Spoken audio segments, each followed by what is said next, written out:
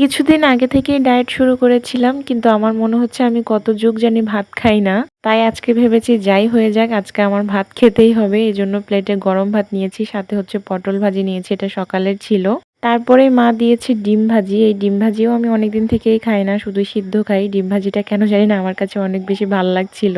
এমনিও আমার ডিম অনেক পছন্দ, তোমরা সবাই জানো, কিন্তু অনেকদিন ভাজিটা খাওয়া হয় না, এই জন্যই হয়তো বা অনেক বেশি ভাল লাগছে খেতে। ডিম ভাজিটা দিয়ে কিছুটা ভাত খাওয়ার পরে আমি এখানে লতি ভাজি নিয়েছি।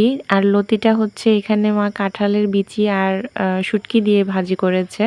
আচ্ছা, তোমরা কি কেউ এভাবে খেয়েছো কাঁঠালের বিচি দিয়ে কচুর লতি ভাজি? এটা কিন্তু দারুণ লাগে খেতে, একবার ট্রাই করে দেখো। আর তারপরে নিয়েছিলাম হচ্ছে ঢ্যাঁড়স ভাজি।